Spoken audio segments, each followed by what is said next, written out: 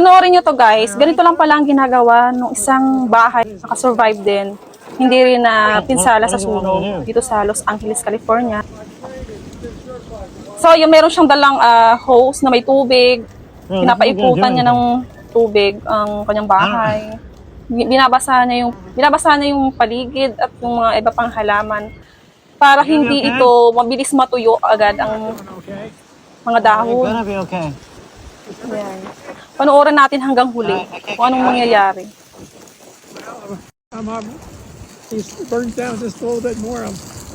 Ang gawin natin in case na mangyari yan dito sa ating bansa, pero wag naman sana, no guys. So, mag-pray lang tayo, yung pinaka-importante sa lahat.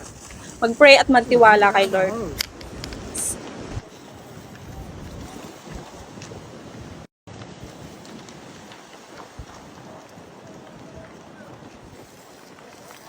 Well, So yan, nasunog na yung ibang bahay, bahay, mga kapitbahay niya. Pero siya lang ang hindi, hindi nasunog ang bahay niya. Diba? Galing. Binasa niya lang ng binasa yung mga dahon, saka yung bubong, paligid ng bahay niya. Hindi nakalapit yung apoy kasi basa nga eh. Siguro yung iba, kaya naman nasunog talaga, mabilis na dapuan ng apoy dahil iniwanan nila yung mga bahay. Mabilis silang very lucky.